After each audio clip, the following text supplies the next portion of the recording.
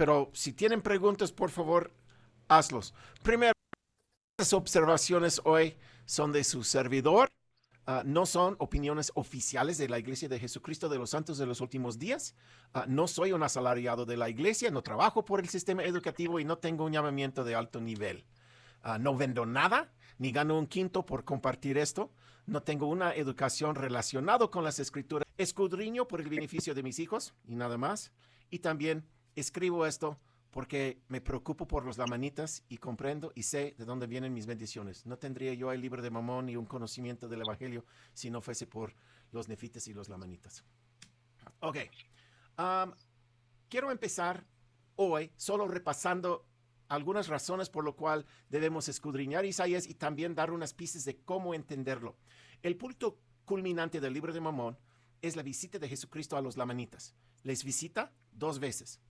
El primer día les da el sermón del monte, explica el papel de los lamanitas en los últimos días, citando a Isaías, sana a los enfermos, les da la Santa Cena, se bautizan y reciben el Espíritu Santo, les manda ir a sus casas para meditar. Acordamos que estaba en la tierra de abundancia y estaba a caminos muy cercas a la tierra de Gersón. Y Gersón es donde vivían los lamanitas que se habían enterrado sus armas de guerra. Entonces supongo que el segundo día estaba un montón de ellos. El segundo día otra vez les da la Santa Cena, empieza su discurso diciendo que es un mandamiento directo que el Padre me ha dado concerniente a este pueblo.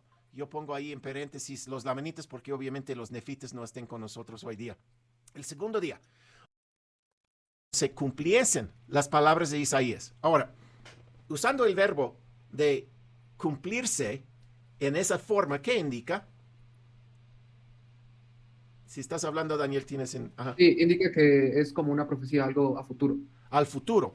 Exacto. Ahora, la mayoría de los eruditos del libro de Isaías van a decir que ya todo se cumplió en el tiempo de los medio persos. Y aquí tenemos al Señor resucitado hablando a los lamanitas y él todavía está hablando de cuando se cumpliesen.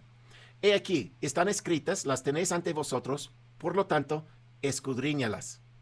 En verdad os digo que cuando se cumplen, otra vez, el cumplimiento del convenio que el Padre ha hecho con su pueblo. Específicamente hablando a quién.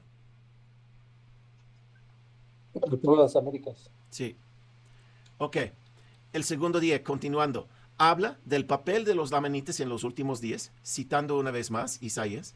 Habla de la relación entre los gentiles que han venido sobre la superficie de esta tierra y han dispersado a mi gente, o sea, los Estados Unidos, y los lamanitas en los últimos días, otra vez citando a Isaías. Les explica a los lamanitas quiénes son, citando una vez más a Isaías. Muchos piensan que Isaías entonces es un libro para los lamanitas, pero en mi opinión, si ocupa toda esa importancia, en verdad Isaías es un libro sobre los lamanitas. ¿Han pensado en eso? Hablas, bueno, ya, puede ser que hables sobre los lamanitas. Sí. Ahora, la semana pasada, en nuestro barrio, dieron la clase y el nombre de esa clase se llamaba Jehová estaba con José. Y uno de los primeros versículos que leímos era Génesis 37:10, donde Jacob le dice a su hijo José, después de que José había explicado la segunda visión que había visto, y dice el papá al hijo, ¿acaso vendremos yo y tu madre y tus hermanos a inclinarnos en tierra ante ti? Y lo leímos, pero fue la última cosa que dijimos sobre eso en todo el resto de la clase. Ahora, Ismael sabe, yo soy un arquero, y hace una semana me lastimé el ojo. Y generalmente tiro con el ojo izquierdo, pero fue mi ojo izquierdo que estaba bien mal. Entonces empecé a practicar con uno de mis arcos de la derecha y no pude pegar al amarillo por todo lo que intenté. O sea, eso es malo para mí, lo que están viendo ahí, ¿eh? Y yo pensé cuando los hermanos estaban hablando de esa clase, que las preguntas y las flechas que estaban tirando como respuestas y preguntas sobre ese capítulo no estaban tirando exactamente en medio. sí alrededor y sí importaban, hablaban de la pornografía, hablaron de las mujeres que no son, bueno, ya saben lo que pasó con la esposa de Potifer, hablaron de eso, hablaron de cómo es que uno necesita tener fortaleza cuando las cosas no van bien. Todas esas cosas sí eran ciertas de lo que pasó a José. Pero yo creo que la cosa más importante sobre la historia de José es que José tiene que esto, lo que sucedió y lo que leímos al principio, es un patrón. ¿Un patrón de qué? Yo hice esta pregunta con como 2 minutos más en la clase. ¿De qué es pregunto entonces a este grupo? ¿De qué es el patrón? Es de Jesucristo, ¿no? Que no vamos a inclinarnos ante él, ¿o qué? No, no. ¿Los lamanitas son de quién? ¿De quiénes son su descendencia? De José. Ajá. ¿Y quién va a hacer la misma cosa que hizo José? ¿Qué hizo José? Fue a Egipto, salvó a su familia y vinieron a hincar ante él para recibir comida, para salvarse temporalmente. ¿Quién va a construir la nueva Jerusalén, hermanos? ¿Quién tiene ese papel? El pueblo de Israel. Específicamente, según tercer Nefi 16, 20, 21 y 22. La nueva Jerusalén, los lamanitas, ¿no? Los lamanitas. Y después de que se construye la nueva Jerusalén, ¿qué va a poder hacer los demás tribus? Tener la Irán plenitud. o vendrán hacia la nueva Jerusalén. Ajá, todavía, según lo que yo entiendo, creemos en el 10º artículo de fe que dice que creemos en el recogimiento literal de la casa de Israel, ¿no? Ya. Y ese de construir el lugar donde se van a recogerse es papel de los lamanitas. Entonces, para mí, el título de esa clase no debía de haber sido Jehová estaba con José, sino Es- Jehová está Jehová con está José. con José. Todavía. Entonces, para mí, si uno no tiene el libro de Isaías, no sabe cómo tirar sus flechas directos a lo más importante de las escrituras. No estoy diciendo que todos los temas de lo cual hablaron mis hermanos en mi barrio no eran de importancia, pero no creo que estaban tinando a la razón principal de lo cual debemos, la razón principal por lo cual la historia de José es tan importante. Ahora, el libro de Isaías, como digo, es sobre los lamanitas y el papel de los lamanitas. Ahora la pregunta, si Isaías es tan importante, ¿por qué es tan difícil de entender? Yo creo que algunas de las cosas por las cuales, en lo personal, quizás yo no lo entiendo, quizás es por las culturas, las tradiciones. Ahorita que estaba leyendo el libro o el PDF que me mandó, Ajá. supe que era como un espejo, lo que usted decía, no recuerdo, pero que se va uniendo el capítulo, bueno, un apartado, el apartado 1 con el apartado final, así hasta llegar a la parte de medio, que es lo más importante. Sí. Ok. Yo diría, aquí está Nefi diciendo, yo Nefi hablo las palabras que fueron pronunciadas por boca de Isaías, pues aquí Isaías habló muchas cosas que a muchos de mi pueblo les fue difícil comprender, porque no saben concerniente a la manera de profetizar entre los judíos. Ahora, el hermano Gileadi, a lo cual tengo varios de esos libros aquí, él se inmigró a Israel de Nueva Zelanda. Y cuando llegó le pusieron en un kibbutz, como un campamento por decir, de otros que hablaban inglés. Y un día la bibliotecaria le dijo, tengo un libro en inglés que dejaron unas personas que pasaron por acá, debes leerlo. Y él, siendo buena gente, lo leyó. ¿Quieren adivinar cuál libro era? Isaías. No, El libro de Mormón. el libro de Mormón. Y se dio cuenta que era un libro sobre escrito en hebreo, pero ya traducido al inglés. Y más adelante salió de ese kibbutz y se fue a Jerusalén para estudiar para ser un rabino, o sea, aprender la manera de profetizar entre los judíos. Mientras estaba estudiando para ser un rabino, vio en el periódico por un hermano que daba clases los viernes para los miembros que están visitando a Israel, porque no hay iglesia allá de Israel, y él leyó eso y fue a visitarlos. Dijo que sentía como Nicodemo, que estaba tenía que salirse de escondiditas en la noche para aprender de la iglesia, y por fin, en lugar de seguir sus estudios para ser rabino, se convirtió a la iglesia. Y un año después, cuando pudo ir al templo, se fue a Lago Salado y entró en el templo y estando allí la iglesia le pidió que él tradujera el libro de Mormón a hebreo y de allí se hizo su doctorado en Isaías. Y este es el hermano de lo cual estamos usando como guía para darnos a entender cómo qué es la manera de profetizar entre los judíos. ¿Okay? Y dijiste, Eric, que al leer el libro de Mormón en inglés, él supo que fue escrito originalmente en hebreo. Yes, sí. Sí, él se dio cuenta de eso. Ahora, siguiendo a Nefi. Sí, y mi alma se deleita en las palabras de Isaías, y mis ojos han visto las cosas de los judíos, y sé que ellos entienden las cosas de los profetas, y no hay ningún otro pueblo que entienda, como ellos, las cosas que fueron pronunciadas por los judíos, salvo que sean instruidos conforme a la manera de las cosas de los judíos. Y en los días en que se cumplan las profecías de Isaías, en la época en que se realicen otra vez, como dijo Daniel hace un momento, en el futuro, los hombres sabrán de seguro y limitaré mis palabras ¿a quién? A los lamanitas, los hijos de Leví, sí. el propio pueblo. Porque sé que serán de gran valor. ¿Qué? ¿El libro de Isaías no va a ser de gran valor para los chinos, africanos y americanos también? Otra vez estás en mute. Tienes el micrófono. Ajá. Ahí. Yo creo que sí serán de gran valor para ellos, para los chinos, africanos, americanos, pero es especialmente para los lamanitas, ¿no? ¿Y por qué? Es una excelente pregunta. Porque, Bueno, como digo, dice, porque Isaías es un libro sobre los lamanitas.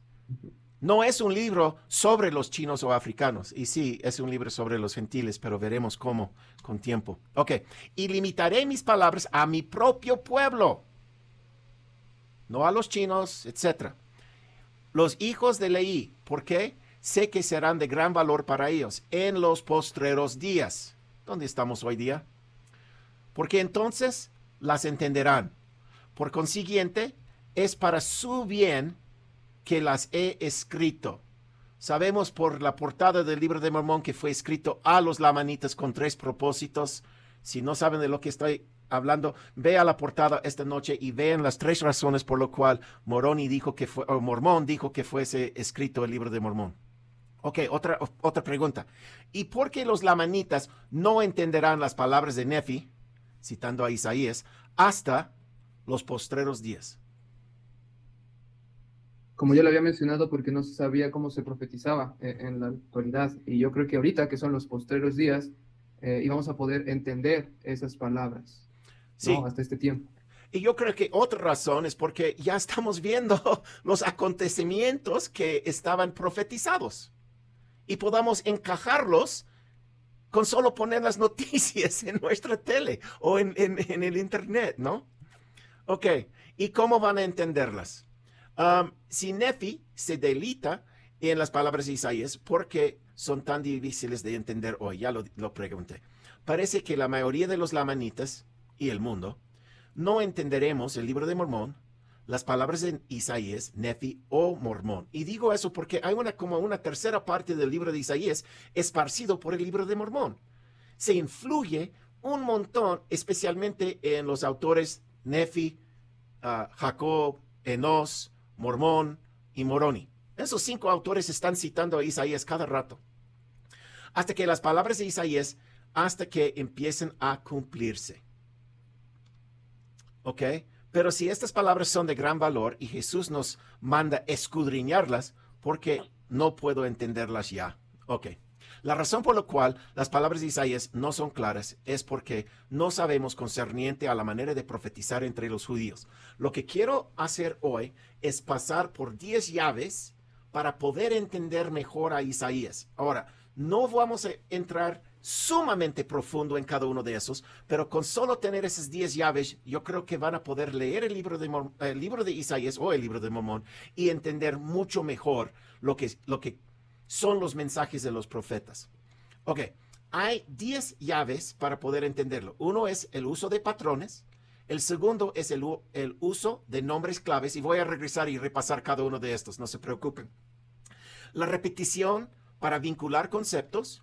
Analizar todo el libro, no versículo por versículo. Ese es uno de mis problemas más grandes en la escuela dominical, es que muchos quieren hacer lo que yo llamo cirugía a un versículo, sacar una frasecita de un versículo y explicarme lo que quiere decir la doctrina con eso, en lugar de leer todo el libro o todo el capítulo. La repetición cíclica de la historia. Eso es muy importante. Si no entendemos lo que estaba pasando en el pasado, no podamos entender lo que está pasando hoy, porque es la relación entre Israel y los demás países que estaban a su alrededor que nos da a entender mucho sobre el libro de Isaías. ¿Okay? El pacto entre Dios y sus siervos y su pueblo, tanto el pacto de David y el pacto de Sinaí, hablaremos de esos más al rato. Número 7, Sión y Babilonia, una estructura sincrónica. Mira, nace Sión y se destruye Babilonia sincrónicamente. ¿Qué quiere decir esta palabra? Para asegurar de que yo estoy usando la palabra correctamente en español. ¿Al mismo tiempo? Al mismo tiempo, ajá, exacto. Nace Sión el día en que Babilonia es destruida. ¿Okay? Y todo este año solo vamos a enfocarnos en este tema de la estructura sincrónica. Pero como vamos a estar leyendo los otros versículos, todos los versículos en el libro de Isaías, tendremos que entender muchas de esas otras llaves. Okay. Eddie, sí. No puede ser que Babilonia muere cuando Sion nace. Sí, otra vez, es sincrónica. El día en que Babilonia es destruida. Pero acuérdate lo que dice Apocalipsis 18, de que Babilonia es destruida en una hora, en un instante, por fuego. ¡Pum! Ya, desaparece. Y todo el resto del mundo se queda amortizada, ¿cómo se dice? ¿Antemortizada? Atemorizada. Ajá. Diciendo, ¿cómo era posible que esa gran ciudad de Babilonia fuese destruida en un solo día? Incluyendo la gente que han cometido adulterio con Babilonia. Siguen vivos, pero Babilonia no. Entonces es importante entender quién es Babilonia. ¿Literalmente un día, 24 horas o un día del Señor o qué?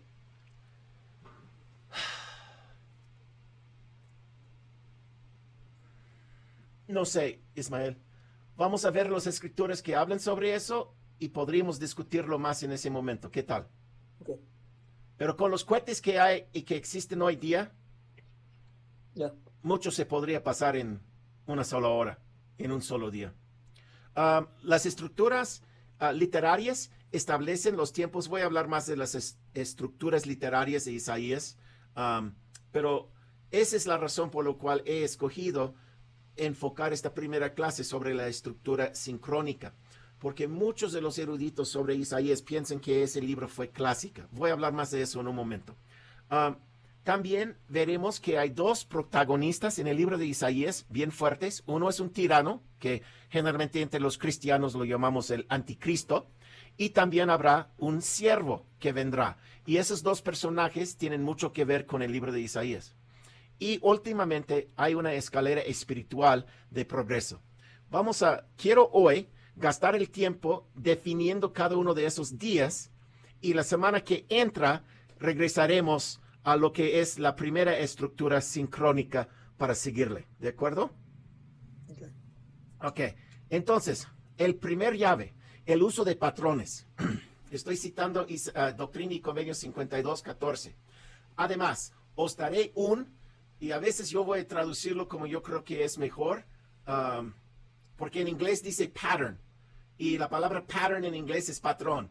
No dice norm, que es norma en español, pero los que tradujeron la Doctrina y Convenios pusieron norma, pero no importa, por eso puse lo que es. Pero en la Doctrina y Convenios en español dice una norma, pero yo creo que en inglés dice patrón. Además, os daré un patrón en todas las cosas, para que no estáis engañados, porque Satanás anda por la tierra engañando a las naciones. Por eso, cuando yo veo la historia de José, ¿qué es la pregunta que me estoy preguntando a mí mismo, creen? ¿Qué patrón sigue? Así es. Hoy día. Ajá. Porque nos dice 3 veces en el libro de Mormón que lo que nosotros tenemos y que llamamos el libro de Mormón hoy, que tradujo José Smith, no es ni siquiera una centésima de los anales que tenía a su alrededor. Y si ni siquiera es una centésima, ¿qué parte nos puso?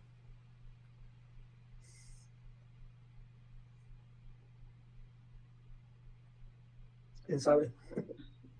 Lo más importante Lo aburrido, para que no los importa amigos como lo que es Isaías, porque ya esa parte es aburrido en segundo Nefi, y todas esas guerras en la mitad no importan nada. ¿Por qué no nos pueden enseñar nada? ¿Por qué pusieron tantas tonterías adentro del libro de Mormón si solo nos dieron una centésima parte, verdad? los patrones más importantes. Ah, nos dieron los patrones más importantes de la historia, porque ¿qué dijo Mormón en, qué es? Mormón, creo, capítulo 7, ¿qué dice? Les he visto, los conozco. Entonces, ¿creen que él puso adentro del libro de Mormón las cosas que él supo que nos iba a ayudar más que nada? Daniel. Daniel está poniendo su cabeza de que sí. Sí, por eso. Sí. No, y por eso es tan importante que nosotros empezamos a entender los patrones que hay en el libro de Isaías o en todas las escrituras. Porque en mi opinión, no solo Isaías, pero todos los profetas que hablaron pusieron las cosas que ellos supieron, no solamente sería de provecho para su gente en su día, pero también sería de provecho para los últimos días. Por lo menos viendo los patrones. Los eruditos clasifican 2 tipos de profecía. Apocalíptica, hablan del fin del mundo, como Daniel y Juan, o Apocalipsis. Clásicas, hablan a su pueblo en su época. Serían profetas como Isaías, Jeremías, Ezequiel y Malaquías. Las profecías apocalípticas y las clásicas hablan también de los últimos días. Las apocalípticas hablan directamente, mientras las clásicas indirectamente por medio de... Por medio de patrones. Así es. ¿Ok? Todos los escritos proféticos, ya sean sobre el fin del mundo o no, son visiones del futuro.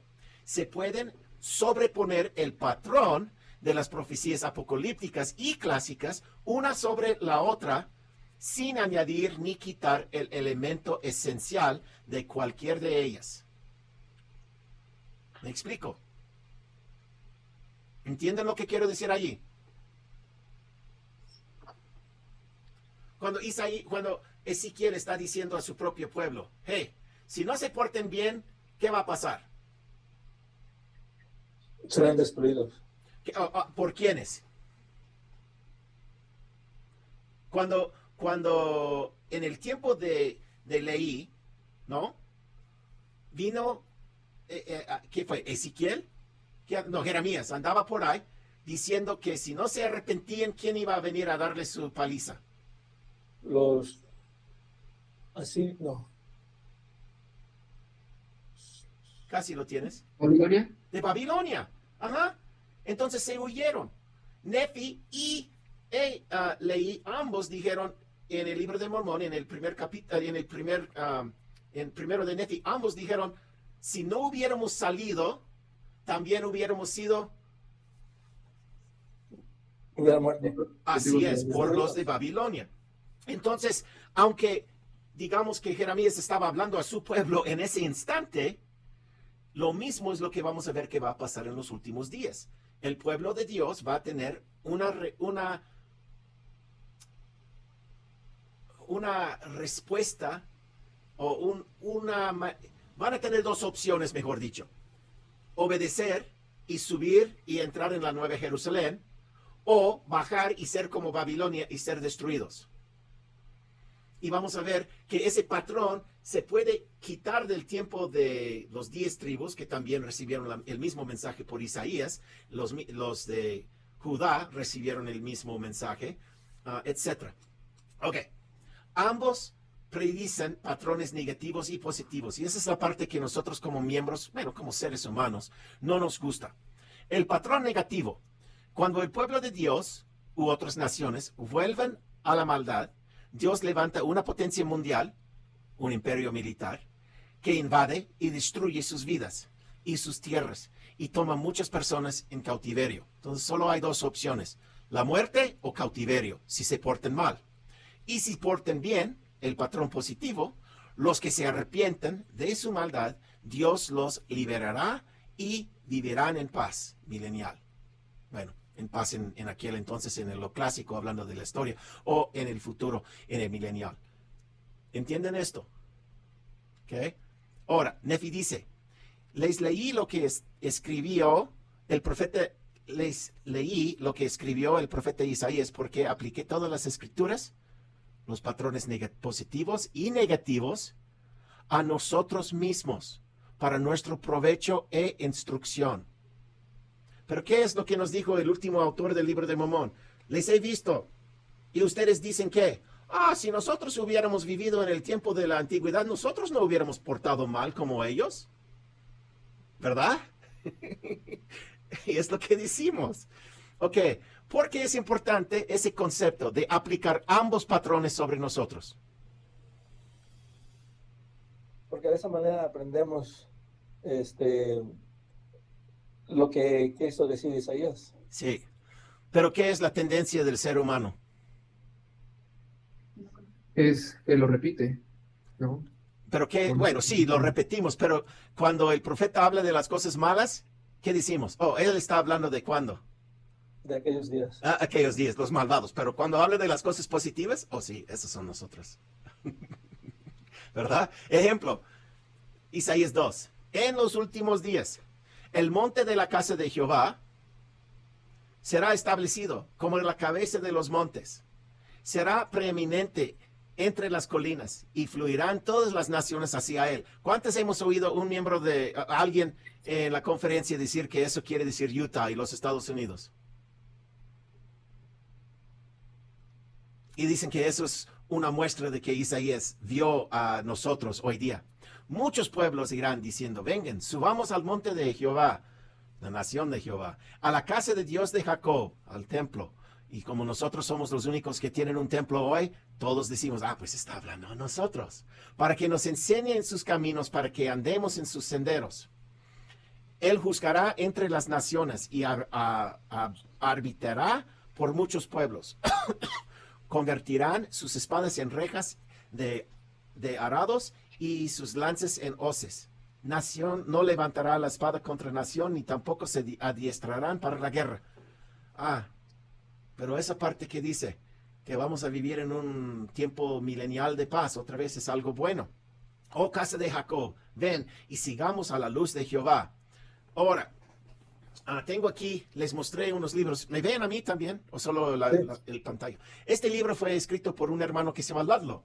Y cuando él está explicando capítulo 2, llega a versículo 6 y dice, ahora Isaías regresa a su propio pueblo en su propia época. ¿Qué ha hecho el hermano Ludlow? Pues todo lo positivo al principio de capítulo 2, eso sí somos nosotros, los mormones que vivimos en Utah. Pero ahora mira lo que va a decir Isaías sobre el libro. Y por eso él quiere imponerlo en el pasado. Por eso él dice, Isaías regresa a su propio pueblo, a su propia época. ¿Y cómo sabe esto? Simplemente porque el patrón se cambió de positivo a negativo. ¿Y qué es lo que dice el resto del capítulo? Empezando diciendo en los últimos días, dice, su tierra está llena de plata y oro, y no hay fin a sus riquezas. Su tierra está llena de caballos de guerra, y no hay fin de sus carros de guerra. Su país está lleno de ídolos. Ellos adoran la obra de sus manos, lo que han hecho con sus propios dedos. A ver, honestamente, ¿sigue describiendo el mismo país y la misma gente? Sí. Sí. Sí. ¿Cuál país tiene más materialismo en todo el mundo? ¿Cuál país tiene más armamentos de guerra que todo el mundo? Pero el hermano Ludlow supo que por hacer todas esas cosas que el rey de Asiria va a entrar y darles una paliza. Y los ojos altaneros de los hombres serán degradados y la arrogancia humana será humillada. Solo Jehová será exaltado en aquel día. Pues obviamente no queremos pensar que nosotros, los buenos en los últimos días, van a recibir una paliza. Entonces obviamente tenía que colocar el resto de capítulo 2 en el pasado. ¿Me explico? Sí. Otra vez, no estoy diciendo nada en contra de la iglesia hoy o de los miembros de hoy. Estoy diciendo, esa es la tendencia del ser humano, ¿no? Jehová de los ejércitos tiene un día preparado para todos los orgullosos y arrogantes y contra todos los elevados, para que puedan ser abatidos y rebajados. Y eso es lo que no queremos hacer, es levantar el espejo y decir, oh, ¿por qué nos va a dar una paliza Dios? ¿Y por qué merecemos uno? No queremos vernos en el espejo eso. Otra vez, eso es simplemente una tendencia, pero estoy explicando eso como el uso de patrones. Ok, la escritura de Isaías nos muestra que no podamos relegar los patrones negativos de las profecías clásicas solamente al pasado, donde, entre comillas, deben estar, sobre aquellos inicuos israelitas de aquel entonces, mientras colocamos justamente sobre nosotros hoy todos los patrones positivos, porque obviamente los patrones positivos sí tienen referencia a nosotros, los buenos israelitas de hoy. Entonces, parte del libro de Isaías es difícil de entender porque sí va a hablar fuerte sobre patrones negativos y tenemos que tener el valor necesario de levantar el espejo y preguntarnos qué quiere decir y qué no debo estar haciendo o qué debo estar haciendo para evitar la paliza que va a pasar por esto. Ok, eso fue número 1. Número 2, nombres claves. Isaías habla de un Egipto y una Babilonia que son destruidos por una Asiria, por todas partes en el libro de Isaías.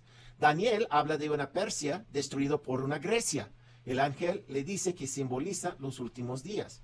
Juan el revelador habla de una Babilonia la grande, la madre de las rameras, capítulo 17, que será destruida por la bestia y 7 países que se juntan con la bestia. Nefi habla de la ramera que será destruida por la ira y el fuego de Dios. Todos esos son nombres claves en los últimos días por los mismos actores. ¿Okay? Persia era Irán, Babilonia o es hoy día Irán, Babilonia es hoy día Irak, egipcio sería egipcio, pero Asiria, no existe una Asiria hoy día. Entonces, ¿quién es?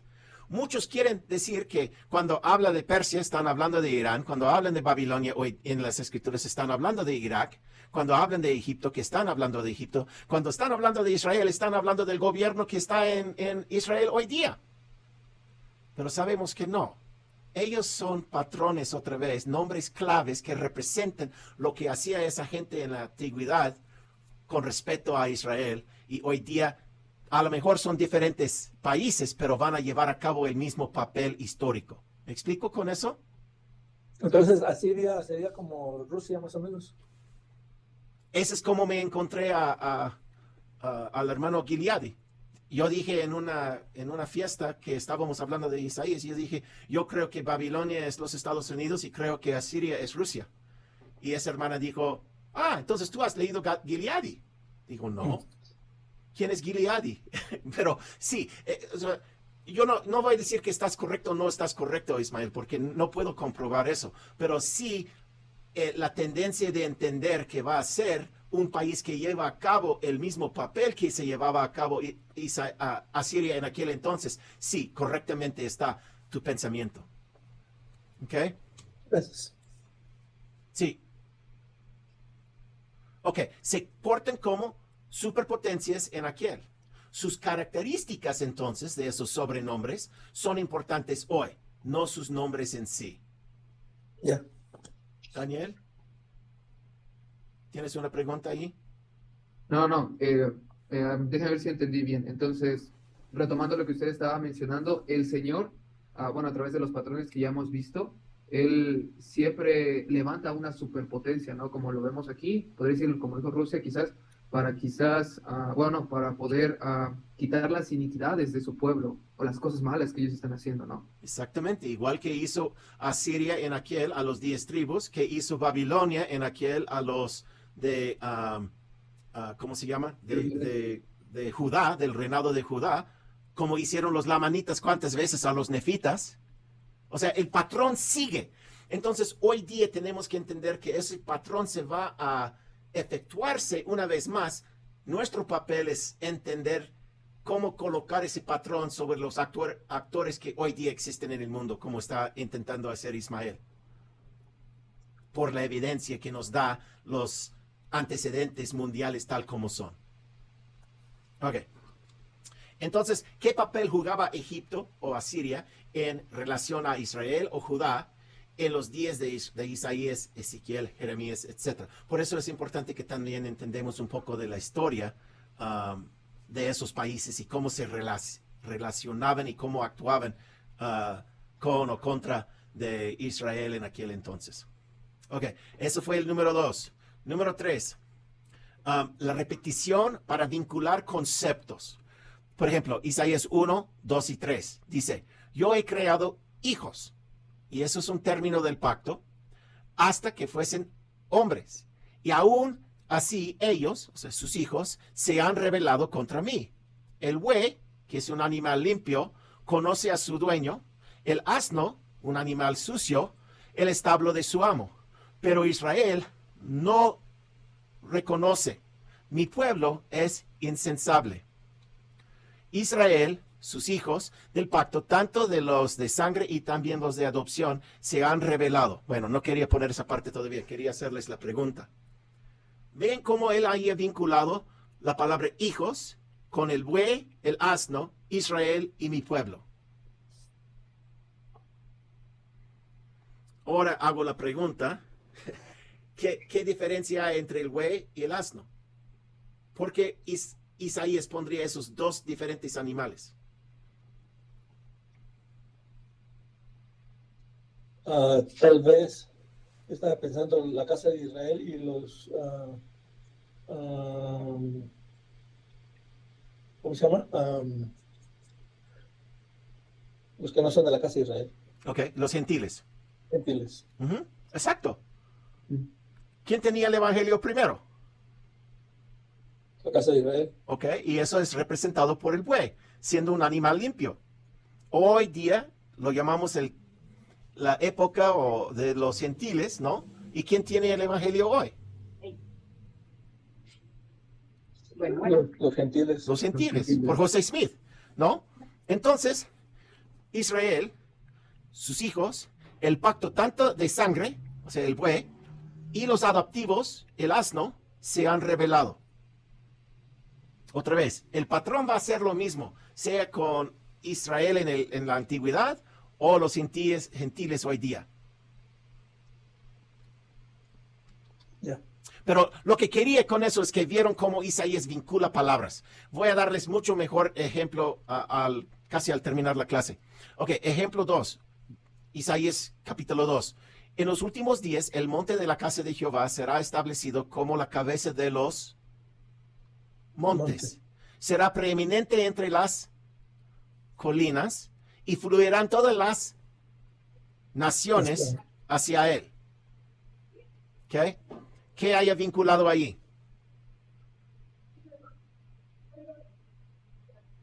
¿Daniel? Creo que es que se refiere a que será vista, ¿no? Bueno, yo lo veo desde aquí, montes, colinas y naciones, lo que usted ya lo tiene subrayado, ¿no? Que será algo que en los últimos días, pues va a ser visible. Ok, pero él está vinculando conceptos ahí. Un monte es que, viendo lo que está haciendo aquí, usando... Algo super visible. Ok, pero ¿qué es la palabra que es la fundación de todas esas? La última. Naciones. Naciones. Entonces, un monte sería una nación grande y una colina sería una nación chiquita. Pequeño. Pero todas esas naciones se van a fluir hacia el monte, o sea, la nación de Jehová. Ok, ya entendí, o sea, que van a existir naciones tanto grandes como naciones pequeñas que van a estar, que van a fluir, ¿no? Así es. Okay. Ahora, esa es una llave para entender todas las escrituras, Daniel. De hoy en adelante, cuando tú ves la palabra monte o colina en las escrituras, si ese profeta, aunque no sea Isaías, y si es Isaías siempre, 100%, aun cuando ves Nefi, Jacob, Enos, Mormón o Moroni usar una palabra como monte o colina, casi siempre puedes hacer ¿qué? Insertar la palabra Naciones. nación en su lugar. Cuando Isaías haya vinculado dos términos o tres términos en este caso, ya todo el resto del libro están vinculados juntos. ¿Me explico? Pero no podamos añadir nuestras propias definiciones sobre Isaías, porque Isaías siempre define sus palabras. ¿Me explico? Ok. Entonces, el monte está hablando de la Nueva Jerusalén. No, sería la superpotencia del mundo. Y las colinas serían los países que están en alianza Los con aliados. ese monte. Ok. Pero antes de que venga el gran día del Señor, Jacob prosperará en el desierto y los lamanitas florecerán como la rosa. Y Sión florecerá en los collados, naciones pequeños. Y se regocijará en las montañas, naciones grandes, y será congregado en el lugar que he señalado, que es el Nuevo Jerusalén. O sea, Ok. ¿ves cómo puedes usar eso aún en la doctrina y convenios? ¿Quién está llamando? O sea, ¿qué haya vinculado José Smith o Dios en doctrina y convenios? Jacob, Sion. Sión y... Sion va a prosperar tanto en naciones pequeñas como en naciones grandes, ¿no? Ok, Congregando a la Nueva Jerusalén, bueno, como lo mismo. pero ahora ya tienes mucha razón, completamente, pero mira las otras tres que puse en rojo. Jacob, los lamanitas y Sión están vinculados. ¿Quién tiene otra vez y el lugar señalado, que es la Nueva Jerusalén? Como dije al principio de este curso o esta clase, los lamanitas tienen ¿cuál papel? De construir la Nueva Jerusalén o Sión. ¿Quién tiene ese papel? Los lamanitas. Por eso Jacob, lamanitas y Sión están vinculados. ¿Ves cómo se puede ver ese juego? No lo llamo juego, bueno, no debo llamarlo juego, pero me explico cómo Sí. esa manera de vincular conceptos se usa no solamente por Isaías, pero por todos los profetas. Ok. Sí, entiendo. Ok. Número 4. Y veremos eso muchas veces. No tengo que explicarlo 100% hoy, porque lo van a ver muchas veces como ejemplos. Ok. Otra manera, como dije, hay que entender que tenemos que leer todo el libro. Por ejemplo, si analizamos todo el libro, los primeros capítulos 1 a 39 hablan de los problemas en el país natal. 40 a 54, un exilio al extranjero. Y 55 a 66, feliz regreso a casa. Otra manera de verlo, viendo todo el libro. 1 a 9, la apostasía. 10 a 34, el juicio por haber apostetado. 35 a 59, la restauración. Y 60 a 66, la salvación. El ciclo de 3 amenazas. Amenaza número 1 es capítulos 1 a 38. El rey de Asiria dará Israel su lealtad. La pregunta que tiene que ver Israel es si dará Israel su lealtad al rey de Asiria o a Dios. Esos capítulos 1 a 38. Amenaza 2, la idolatría. ¿Adorarán las cosas hechas por sus propias manos o a su creador? Y la amenaza número 3, falsos hermanos. ¿Cederá Israel a la presión de las autoridades del mal o confiarán en Dios y esperará en Él por su liberación? O sea, como digo, hay muchos mensajes aquí dentro de Isaías. Número 5, hablando de la repetición de la historia, anunció por lo por venir desde el principio, dice Isaías. Vio desde el principio hasta el fin. Isaías pone la apostasía y la rebelión de sus hijos, los que él llama Israel y Jacob, en primer lugar en la secuencia de los nuevos eventos en los últimos días. Capítulos 1 a 5. Entonces, Isaías habla de personas que se han alejado de Dios, que rompen los términos del convenio o del pacto con Dios en los últimos días, no solamente en los días de Isaías. Okay. Lamán y Lemuel, fíjense lo que decían ellos. Y sabemos que el pueblo que se hallaba en la tierra de Jerusalén era justo, porque guardaban los estatutos y juicios del Señor, así como todos sus mandamientos, según la ley de Moisés. Por tanto, sabemos que es un pueblo justo. Y nuestro Padre lo ha juzgado. Lo que quiero preguntar aquí es, ¿crees que, bueno, si, como vamos a ver esta historia, repasar, son la gente, ¿por qué que se creían buenos Lamán y Lemuel? Daniel. Yo creo que se creían buenos porque seguían las tradiciones, ¿no? Así es, De sus antepasados. Ellos creían que estaban haciendo lo correcto por estas tradiciones. así es. Entonces podamos esperar que ese patrón se rehace, ¿no? Que Ok. pasa otra vez. Ok. Convenio con Dios son las claves. Número 6. El pacto de Sinaí, Dios hizo un pacto con todo el pueblo de Israel, todo el pueblo tenía que portarse bien. Se acuerda que una vez cuando entraron, Dios dijo, no tomen botín, y si tomen botín, voy a castigar a todos. Y una familia tomó botín y se escondió, se lo escondió abajo de su tienda, y todo Israel fue castigado por los hechos de una persona. También el pacto de David, el pacto con David, David pacta con el pueblo. Lo que pasa aquí es, en el pacto de David, Dios hizo un pacto con David. Hola, Carlos. Que Hola. si David seguía las palabras de Dios, él protegería al pueblo, mientras y solo cuando el pueblo seguía bien el pacto que David hizo con ellos. ¿Me explico? Entonces, esos dos pactos tienen mucho que ver otra vez en el libro de Isaías. Rey imperial, padre, pacta con el rey local. Okay, eso es un término que muchos no entienden hoy día, porque no tenemos esos. Rey local, el padre, pacta con el pueblo, sus hijos. Eso es una cosa para poder entender mucho del libro de Isaías. En aquel entonces, un rey imperial, como era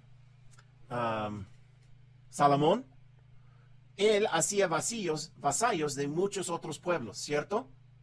Y esos otros pueblos hicieron un juramento. Entonces, el rey imperial hace un juramento con el rey local de protegerle en contra de una amenaza mortal.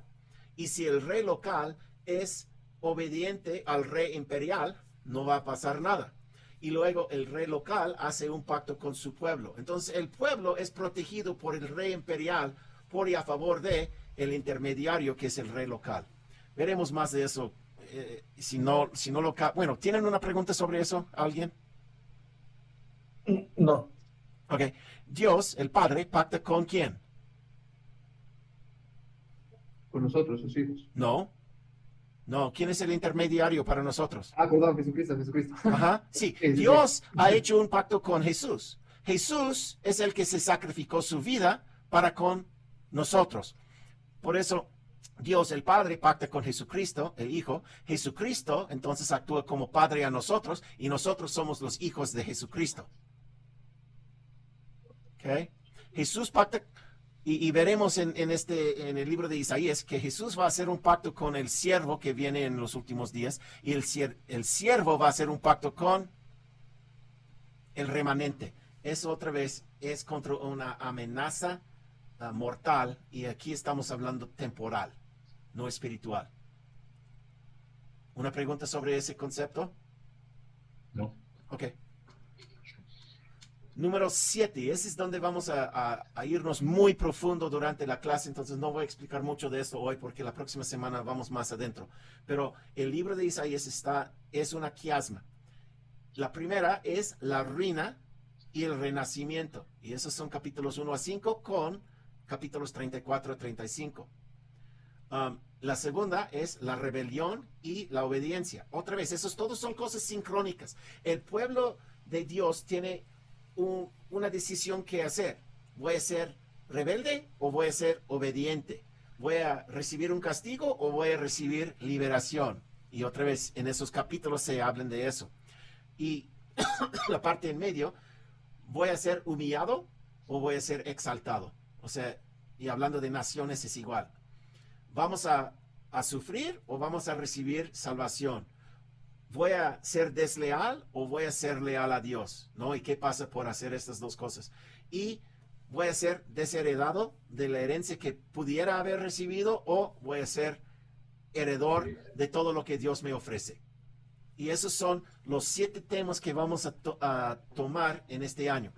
Lo que queremos hacer es que Carlos y yo y el hermano José Luis vamos a darles la primera clase sobre lo que es reina y renacimiento. Y luego la próxima semana vamos a ir más a detalle en capítulos 1 a 5. Y la semana después de eso, capítulos 34 a 35. Entonces, Rápido. la primera será una clase dada por Carlos o yo. Y las segundas 2 semanas va a ser una discusión porque todos ustedes van a traer a la clase lo que han visto en los versículos que hablan de la reina y el renacimiento. ¿De acuerdo? Entonces, Muy bien. Okay. una clase va a ser como clase como hoy, donde su servidor o Carlos estamos dándoles un montón de información, pero la idea es que luego estamos discutiendo lo que hemos visto y trayendo eso a la clase para entenderlo más a profundo. Ok. No entro más, bueno, sí, un repaso rápido. La ruina y el renacimiento. En los últimos días, Sión renace como el pueblo del pacto de Dios, mientras que los de Babilonia sufren la destrucción por su maldad. La rebelión y la obediencia. La rebelión y la obediencia es capítulos 6 a 8 y 36 a 40. El concepto de una inversión de circunstancias entre Sión y las naciones y de Babilonia. El que se ensalza será humillado y el que se humilla será ensalzado. Otra vez, todo eso es sincrónica. Mientras un grupo están subiendo que estaban abajo, el otro que estaba arriba está yendo por abajo. Pasa sincrónicamente. Castigo y liberación. Dios castiga a los malvados y libera a los justos. Dios levanta el rey de Asiria para castigar a Babilonia. Creo que fue... Daniel, ¿tú explicaste eso o fuiste tú, Ismael? Pero sí, eso es lo que pasa. Lo dijiste tú, Ismael. Ok. Dios también levanta a su siervo e hijo para liberar a su pueblo Sión de la esclavitud de Babilonia y el exilio, como lo hizo Moisés en Egipto. ¿Vean otro patrón allí? Israel nació como nación en su ida con Moisés y podamos esperar que habrá otro éxodo por un Moisés hoy día llevándonos a la protección contra esas naciones superpotencias que van a estar peleando entre sí. Humillación y exaltación. Sí. Eric, Sí. entonces el siervo no es un personaje, ¿o sí? Sí, Sí. Okay. de los últimos días. Ajá. Igual que el tirano es un personaje. Okay. No estoy diciendo que eso es correcto, Ismael, pero si tú tenías razón y Asiria es Rusia, ¿quién sería entonces el rey de Asiria hoy día? El chaparrito. Putin, ¿no? Sí. Sí, sería Putin, tomaría ese lugar porque es el líder de Asiria hoy día, suponiendo que tienes razón de que, y no estoy diciendo que eso es correcto, estoy dando el ejemplo, porque el tirano es una persona, igual que el siervo es una persona, igual que Moisés era una persona, igual que José Smith era una persona. Alguien va a llevar a cabo ese papel. Vamos a hablar de esa persona más adelante en la clase. Humillación y exaltación. Isaías define su Babilonia hoy como una entidad compuesta de muchas naciones y de la tierra. El tirano, los opresores, las superpotencias agresivas mundiales, los orgullosos, los enemigos, adversarios de su pueblo, los rebeldes hijos de Israel y Jacob. Entonces veremos dónde mezcla esta palabra Babilonia. ¿Okay? Y Babilonia se exalta a sí misma, pero será humillada hasta el polvo. Aunque hoy Sión es humillada por Babilonia, se levantará de su oscuridad a un renovado nivel mundial, tanto espiritual y también política, Ismael. Cuando Babilonia asume una postura anti-Sión y anti-Dios, Dios interviene en el mundo al llevar a cabo la humillación de Babilonia y la exaltación de Sión. ¿Preguntas sobre esto? Okay. Como digo, vamos a entrar muy profundo en cada una de esas secciones durante este año. Sufrimiento y salvación. Los de Babilonia sufren la plenitud de las maldiciones del pacto. La salvación para Sión consiste en que Dios la perdona y la libera de su angustia, convirtiendo sus maldiciones en bendiciones. Sión se salva de la muerte, alcanzando la inmortalidad. Eso es lo que vamos a ver allí. Deslealtad y la lealtad. Establece la idea de dos pactos con su pueblo. Un pacto de vida para los justos de su pueblo y un pacto de la muerte para los malvados de su pueblo. Otra vez, su pueblo es la llave aquí. O sea, nosotros que creemos o que tenemos el evangelio, los que demuestran ser real a él, o sea, Dios, bajo todas las circunstancias, Dios hace un pacto de vida, un pacto incondicional de paz eterna. A los de su pueblo que son desleales al pacto, obtienen la destrucción o cautiverio junto con los de Babilonia.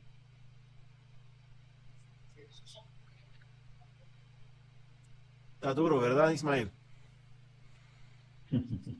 Pues, y los que se quedan en Babilonia, Muertos. Babilonia deja de pero no existir. son de, ¿Mande? pero no son de, Tienen que decidir dónde está Babilonia y dónde tienen que huirse. La desheredación y la heredación. Establece la idea de una eterna separación entre el justo y el malo en el día de Jehová. Los justos reciben una herencia gloriosa, eterna, mientras los malvados sufren una desheredación vergonzosa y eterna. Ok, eso fue el número 7. Como digo, vamos a entrar muy profundo en eso todo el año. Número 8. La estructura literaria establece los tiempos. Las 7 partes que ahorita vimos y otras estructuras holísticas de Isaías añaden una dimensión nueva para interpretar a Isaías. Estructuras lineales y sincrónicas establecen dos plazos diferentes para lo que se creía que se refería solo al pasado. Las estructuras lineales, como problemas en el hogar, el exilio y el feliz regreso a casa, son acontecimientos que pasan durante largos periodos de tiempo. Las escrituras sincrónicas, tales como las 7 estructuras de 7 partes, se ocupan de un solo marco de tiempo, el día de Jehová, o aquel día, o el fin del mundo. Por eso escogí escudriñar esto, porque le ayuda a uno a entender que no puede escoger la parte que quiere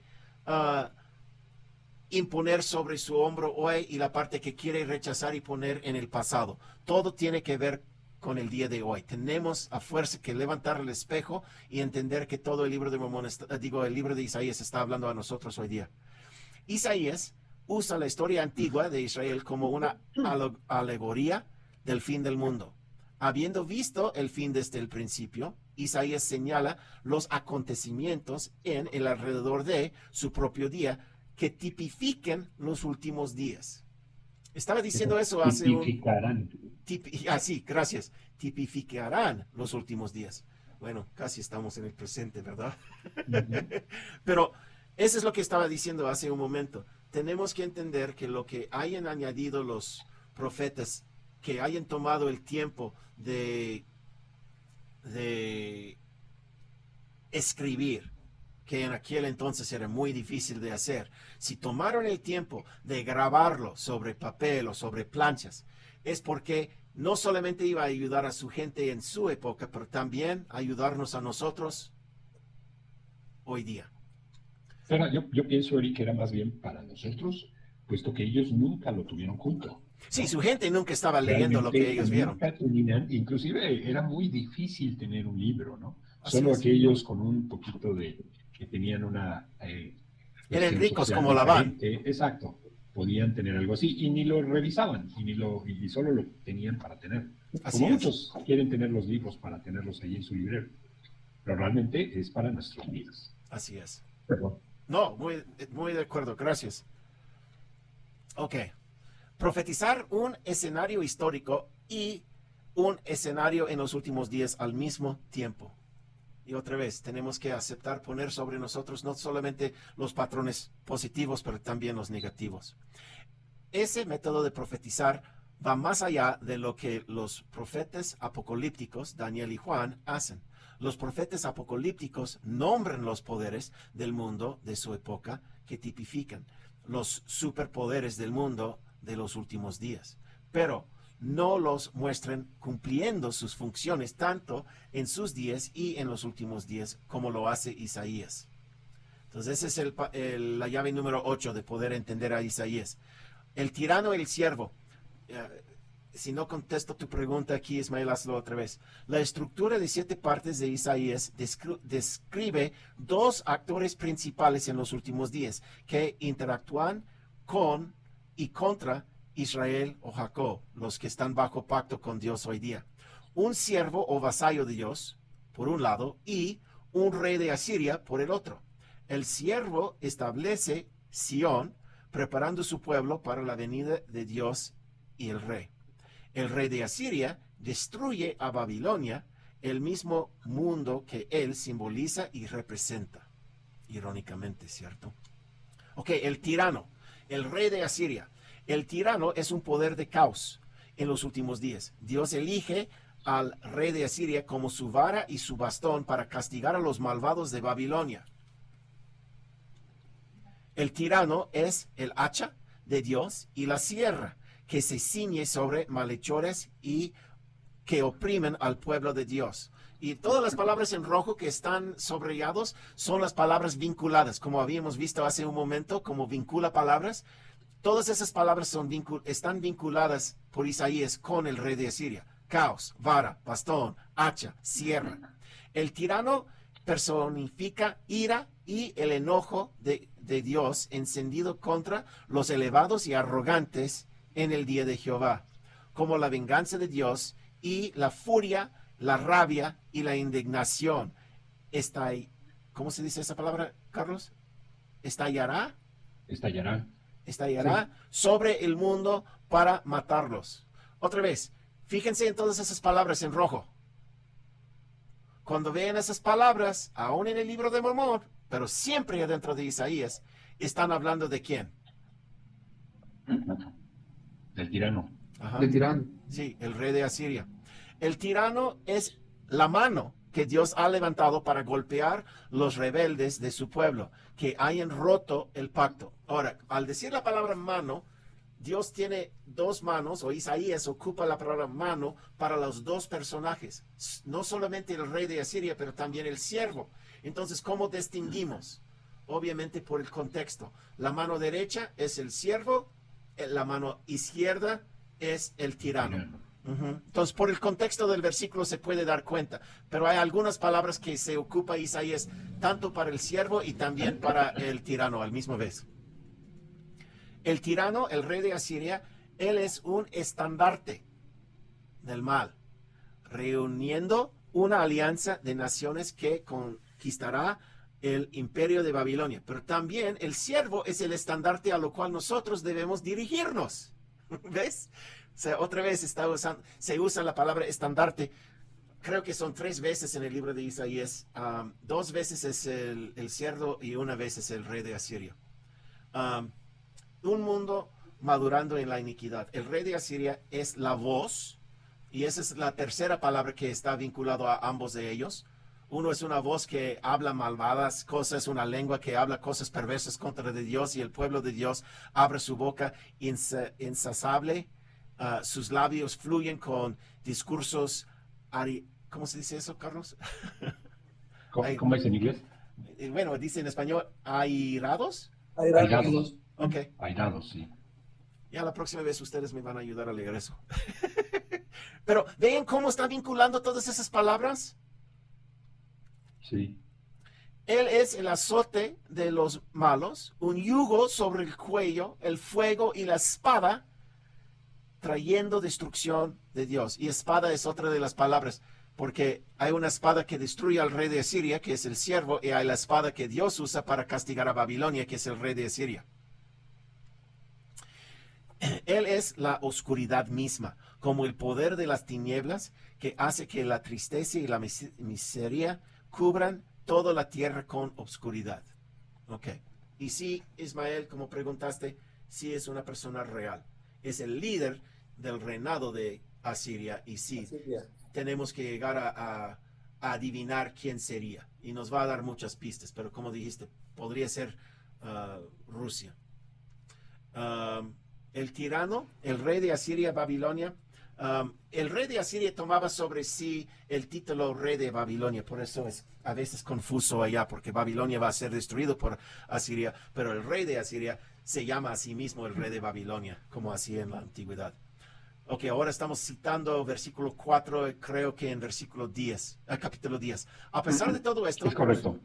su ira no se ha aplicado, su mano aún sigue levantado. Aclama el asirio, vara de mi ira. Él es un bastón, mi furor en su mano. Lo voy a comisionar, Dios va a comisionar el rey de Asiria contra una nación impía, nombrándole sobre un pueblo que merece mi venganza, para saquear por saqueo, para expoliar por botín, para pisotearlo como lodo en las calles.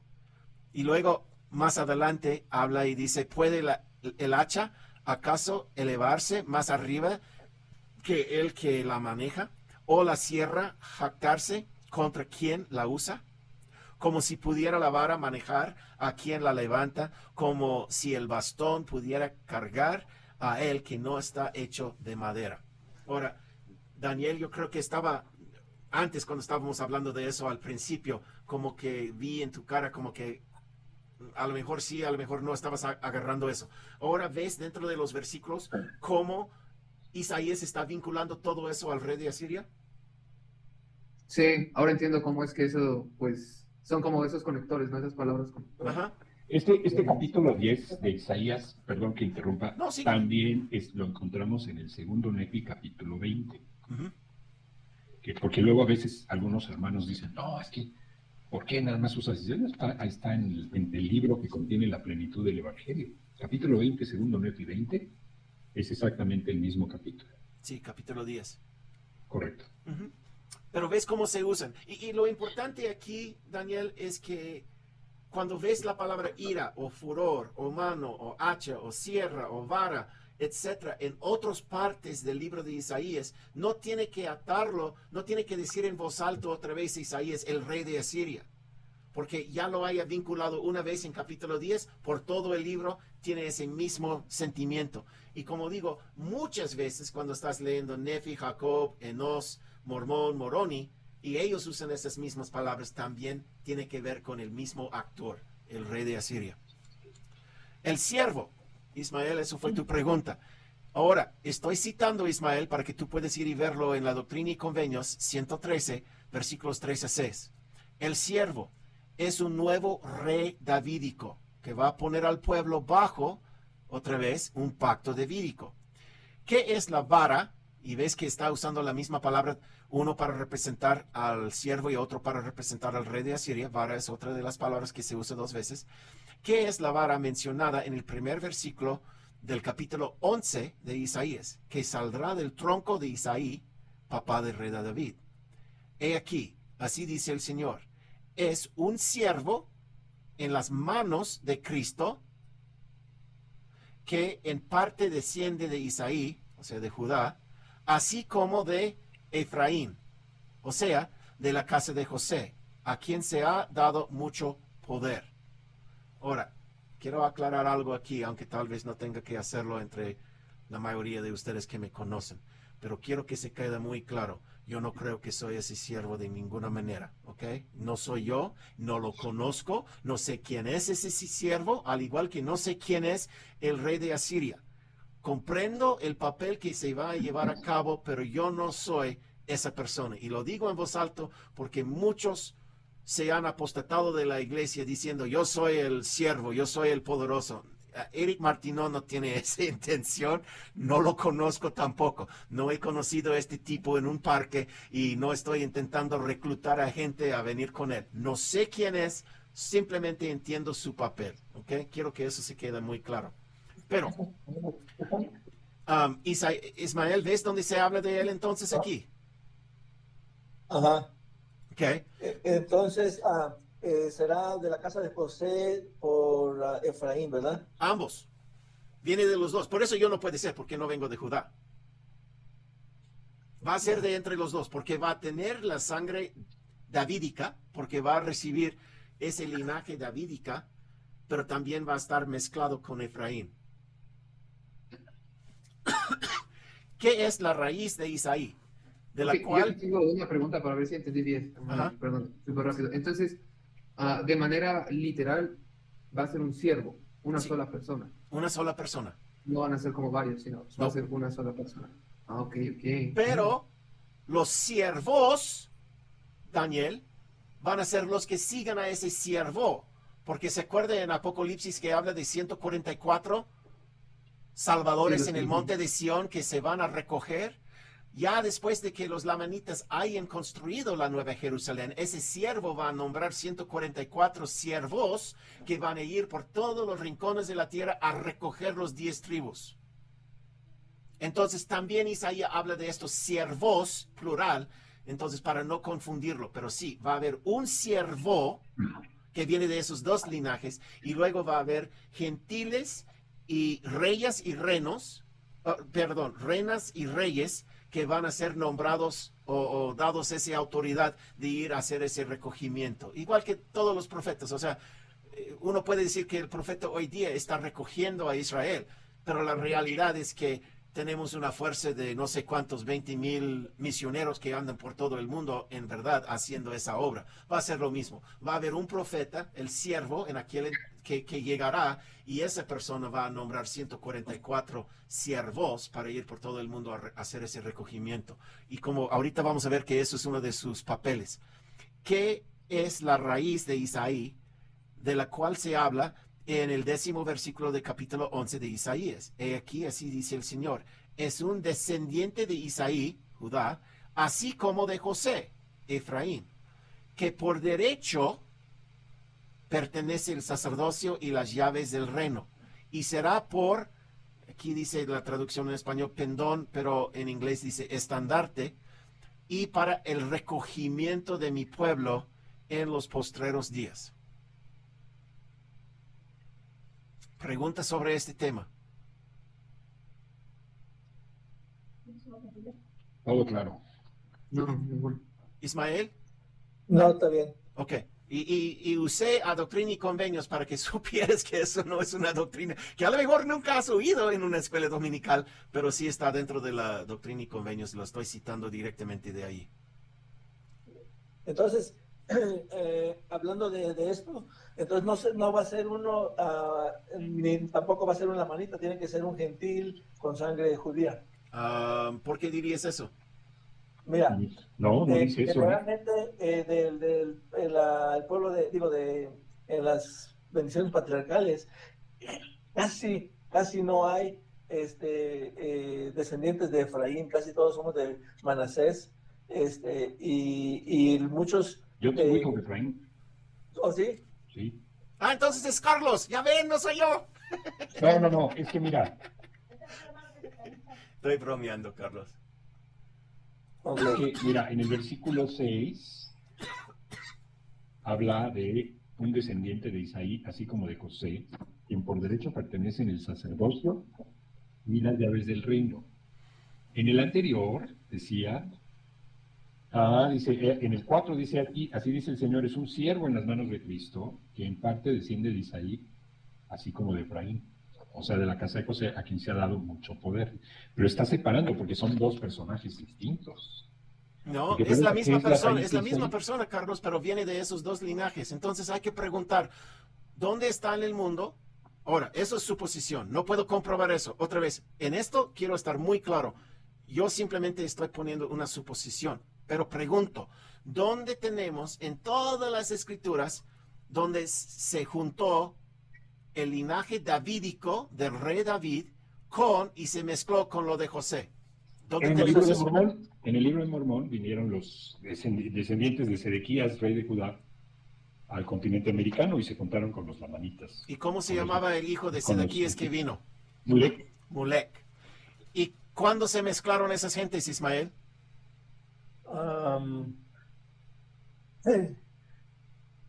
con los jareditas.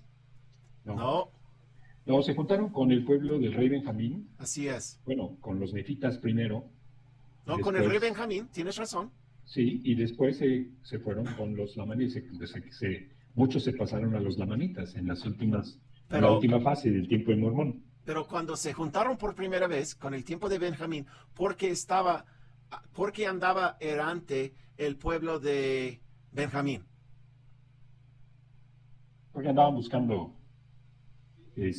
la tierra de sus padres, ¿no? La tierra No, de Nefi. estaban huyendo de no ser, estaban en la tierra de Nefi, en las montañas, y fueron huyendo de una guerra con los lamanitas, y bajaron a la tierra de Saraemla, y es en Saraemla donde estaban los descendientes de Mulek. Ahora, No, preguntas cuándo los encontraron. Sí, sí, claro. ajá, eso es cuando se encontraron. Claro. Ahora, Y hablando de se la trajeron sus planchas, claro. ok, y hablando de la historia mexicana, cuando un pueblo que es errante se topa con un pueblo que es sedentario, ¿qué es la manera de que esos dos pueblos se pueden unir? Hay dos maneras generalmente de lo cual se pasa. Como súbditos. Uno, el pueblo errante conquista al pueblo sedentario. ¿Nos habla de eso el libro de Mormón cuando vino Benjamín y encontró la gente en Zaremla? No, no hubo una guerra, estaban huyendo de una guerra entre los lamanitas. Entonces, Sí, la segunda los manera adoptaron. es que, ¿cómo se ha hecho por la historia? Años y años y años. Cuando dos pueblos quieren unirse y no tener pleitos entre sí, ¿cómo lo hacen?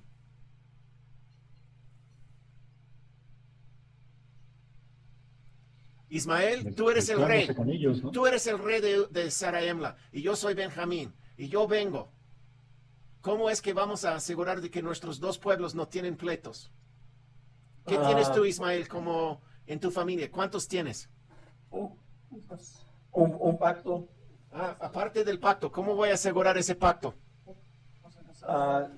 Se casan. Ahí está. Uno de tus 3 o 4 hijos se va a casarse con uno de mis 3 o 4 hijas. Ya, pero eso no sucedió. No, bueno, entre tú y yo no, pero sí tuvimos niños y niñas, por eso lo usé. Pero eso no sucedió entre tú y yo. Pero supongo que eso pasó entre Benjamín y los de allá. A ver, voy a subir una página. ¿Se ven lo que tengo ahora? ¿O sigue con... ¿Qué ven ustedes? No, sí se ve. Estamos en segundo en 23. Ok, 22. segundo Nefi 23. Eso es la bendición patriarcal a Josecito. Yo le digo Josecito para distinguirle de todos los otros Josés que están en las escrituras. Josecito es el hijo de Leí que nació en el desierto. Y esa es su bendición patriarcal. Lo termina aquí. Ahora bien, he aquí mi hijo Josecito. Así fue como profetizó mi padre del Antonio. Por lo tanto, bendito eres por causa de este convenio. Convenio sin condiciones, porque tus descendientes no serán destruidos, pues escucharán las palabras del libro, o sea, el libro de Mormón, y se levantará entre ellos un poderoso que efectuará mucho bien, tanto en palabra como en obras, siendo un instrumento en las manos de Dios con gran fe, para obrar potentes maravillas y realizar aquello que es grande en la vista de Dios, para efectuar mucha... Restauración. ¿De dónde? De la casa de Israel. Ya, Y la posteridad de tus hermanos. Regresamos a Doctrina y Convenios. ¿Y qué es una? Para el siervo. el recogimiento de mi pueblo en los postreros días. Tiene este personaje y el personaje de lo cual habla que es un descendiente de Josecito, el mismo papel en los últimos días. Ya. Ya, no sé si es él. Otra vez, es simplemente una supuesta. Pero cuando dijiste, Ismael, que no puede ser un lamanita, no sé si estoy de acuerdo. Como usted lo acaba, bueno, como lo acaba de explicar, sí puede ser una manita, ¿no? Sí. Sí, porque dice aquí que a Josecito al principio de ese capítulo le dice que su posteridad no va a estar destruido completo. Ok. Pero otra vez, yo no sé quién es, pero simplemente sé que no soy yo. Yo no soy un apóstata aquí enseñando cosas que no puedo mostrar con las escrituras. Yo creo que esa teoría tiene sentido si vemos segundo Nefi 3, pero me elimina a mí mismo porque yo soy gentil. No soy de Judá. Sí soy de José, de Efraín, pero no soy de Judá. Pero alguien tendrá ese derecho. Bueno, seguimos. Ok, el siervo es un nuevo rey davídico. Sí, Eh, gentiles hay por todos lados, ¿verdad? ¿O quiénes son en realidad los gentiles? los gentiles hay, Porque no decimos de alguien en especial, específico, ¿no? mira, la palabra gentil, cualquier persona que no es del linaje de sangre de Israel, Sí. de los 12 tribus o 13, dependiendo en cómo quieres nombrarlos, porque Manasés y Efraín recibieron su propio. Entonces, de los 13 tribus, alguien que no es de sangre directa de ellos es un gentil. José Ok. Smith dice cuando ve a leer la bendición sobre el templo de Kirkland en la Doctrina y Convenios, y verás que José Smith dice a nosotros que somos identificados como los gentiles. O sea, José Smith, aunque recibió adopción adentro de la casa de Israel, al igual que tu servidor, seguimos siendo, según Nefi, Isaías, Jacob, todos los profetas del libro de Mormón, yo sigo siendo un gentil. Aunque mi bendición patriarcal me da la adopción adentro por Efraín, yo soy un gentil en el libro de Mormón. Cuando habla de los gentiles, está hablando, como dice, los gentiles que vinieron sobre la superficie de esta tierra y han dispersado a mi gente, citando tercer Nefi 16, 7 a 9. O sea, yo caigo en esa categoría de gentil, porque mis antecedentes vinieron sobre la superficie de esta tierra y dispersaron a los lamanitas.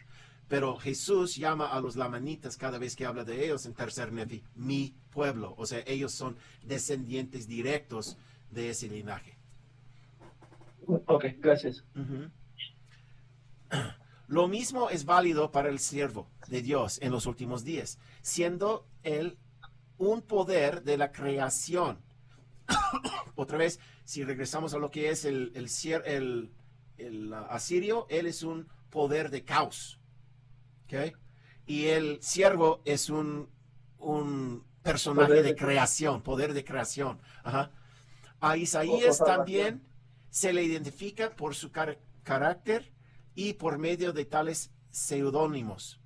Algunos son identificados a los que describen al principal tirano, mientras que otros no lo son. Como dije antes, mano, espada, estandarte se ocupan para los dos.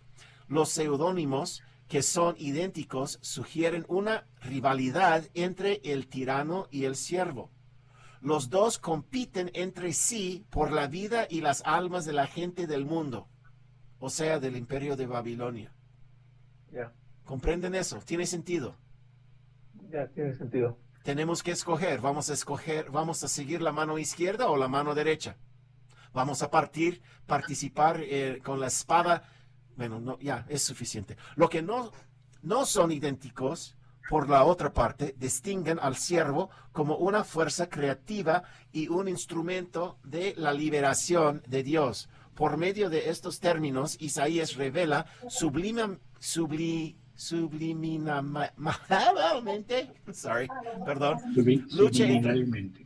Subliminalmente. Lucha entre la vida o la muerte, entre el siervo de Dios o el tirano. El siervo es un nuevo rey de David, ya lo he dicho. Así pues, el siervo y Dios también es una mano. Él funciona como la mano derecha de Dios, la liberación de los cautivos, los oprimidos, los pobres y necesitados del pueblo de Dios. Espero que están empezando a entender el papel de los lamanitas al leer eso. Otra vez, si no, vayan a leer tercer Nefi 16, versículos 7 a 15. Los gentiles han venido sobre la superficie de esta tierra y han dispersado a mi gente. O en 1 Nefi 22, versículo 17.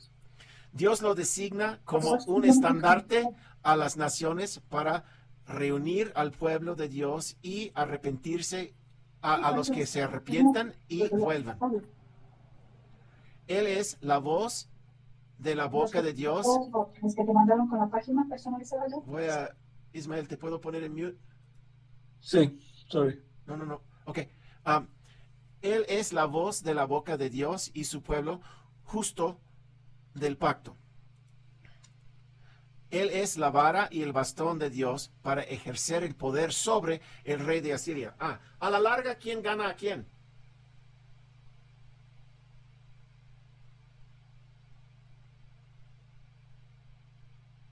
El siervo al tirano. Sí, el siervo al tirano. Él tiene el papel de destruir al tirano. Pero el tirano tiene el papel de destruir a quiénes. Pues a Babilonia. Así A es. los siervos malos, por así decirlo. Y va a Así querer hacer es. un pacto. Va a querer hacer un pacto con la casa de Israel. Así es. Ok, el siervo. Otra metáfora describe solo el siervo. El siervo es una trompeta que anuncia el día del Jehová, anuncia la venida de Jehová para para reinar en la tierra. Otra vez, ¿el patrón es qué? ¿Cuánto tiempo estaba Isaías hablando a los 10 tribus antes de que ellos fueron destruidos por Asiria? Uy, mucho tiempo antes. Sí, tres años. Jeremías habló a la gente de Judá, ¿no? Y dentro del libro de Mormón, ¿cuántas veces no hemos visto a alguien? Nefi, ¿no? Abinadí, el Samuel el Lamanita. O sea, tendremos a alguien que viene y lleva a cabo ese papel hoy día y nos va a llamar a los que están bajo el convenio de hoy, o sea, nosotros los miembros y el mundo, nos va a reclamar y darnos un tiempo de arrepentirnos. Por eso digo, no soy yo. Pero alguien sí vendrá y sabremos quién es esa persona, porque va a ser muy bocón. Y la mayoría de nosotros, igual que los nefitas. ¿Qué hicieron los nefitas a Samuel y la manita? ¿Qué hicieron a Alma y a Mulek? Los de Amonía. Me explico. Ya tenemos el patrón varias veces. Sabemos qué va a pasar a ese pobre siervo. Dios lo nombra como una luz para las naciones. O sea, su papel no es simplemente a los miembros de la iglesia, es a las naciones. Iluminando su oscuridad, otra vez oscuridad es una palabra vinculada con el rey de Asiria, al fin del mundo.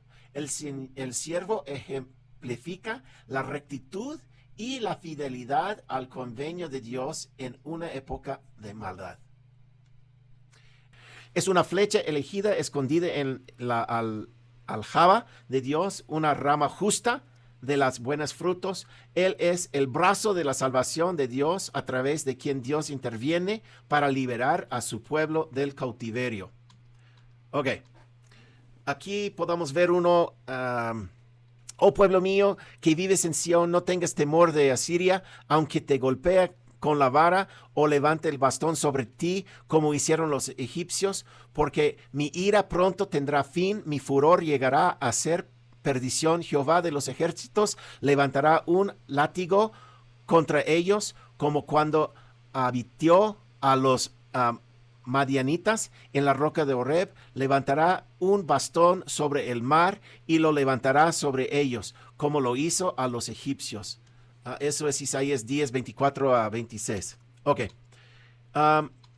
Otra vez, aquí hay un montón de palabras vinculando que representan el siervo. Por el tiempo simplemente voy a mostrarlo. Vea Isaías 11, donde ahorita estábamos citando en Doctrina y Convenios 113, y verán un montón de palabras que están vinculados al siervo, ¿no? Retoño, cepa, rama, justicia, vara, boca, aliento, labios, etc. Ok, el último. Y ya con eso terminamos. La última llave para entender a Isaías es que hay 7 peldones de personas. El más bajo es el rey de Asiria o perdición. Arriba de ese es Babilonia, los inicuos del mundo. El que es más importante en el libro de Isaías es lo que llaman Jacob o Israel, que es el pueblo de Dios que está bajo pacto hoy día. Y como dije, el de más arriba de Jacob e Israel es Sión o Jerusalén, los fieles al pacto. lo que vamos a ver en el libro de Isaías es que ese grupo, Jacob, Israel, tiene que tomar una decisión. ¿Seguir a Babilonia y ser destruidos o subir a Sión, Jerusalén y ser fieles? Pero ese grupo de Jacob, Israel, en el libro de Isaías se desaparece, es destruido en los últimos días. ¿Por qué? Se reúna con Babilonia, es destruido o se sube a otro nivel más arriba de Sión, Jerusalén y llega a ser parte de la nueva Jerusalén. ¿Comprenden? Arriba de eso son los siervos. Arriba de eso son los serafines de Sión. Todos ellos tienen papeles adentro. Es que cada grupo tiene el papel de abajo a subirse y al ayudar a ellos